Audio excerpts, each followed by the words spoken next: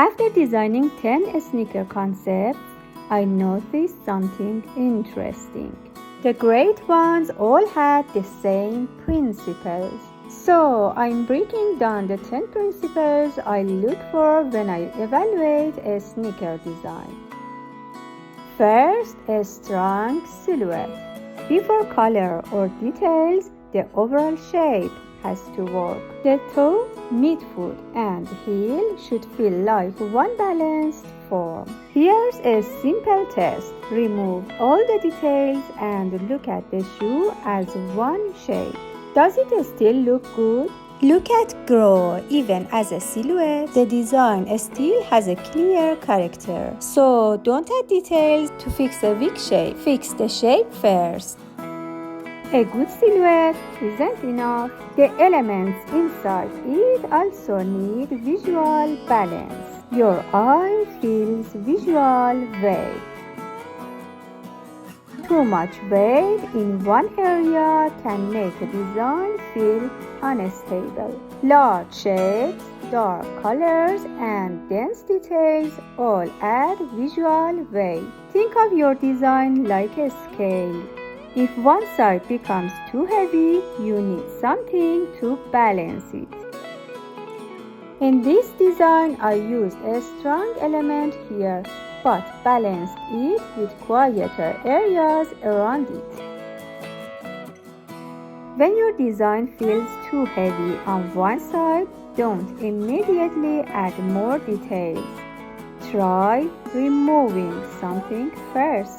A balanced design can still feel confusing. That's where visual hierarchy comes in. A good design tells the eye where to look first. You can create hierarchy through size, contrast, and detail. One element leads, the others support it. Try choosing one focal point before adding details. If everything is loud, nothing stands out. In this design, I wanted your eye to notice this element first. Everything else supports that focal point. Before adding another detail, ask, does the design really need it, or is it competing with the focal point?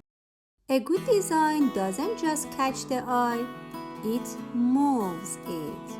That's visual rhythm. Rhythm comes from repeating visual elements with intention. It can come from repeated lines, shapes, directions, or spacing. Too little repetition feels disconnected. Too much feels monotonous. Try repeating a line, then changing it slightly as it moves across the shoe. Repetition creates rhythm. Variation keeps it interesting. Look at this design. The repeated folded lines create a visual rhythm from the toe toward the heel. When you repeat an element, don't just copy it. Give it a reason to continue.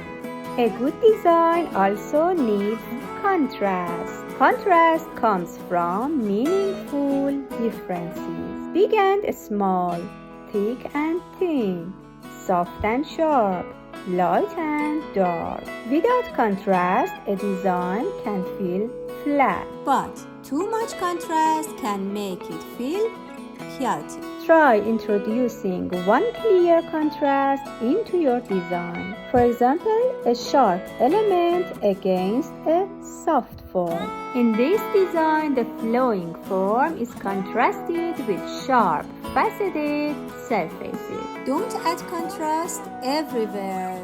Choose where you want the tension. Good design gets noticed. Great design gets remembered.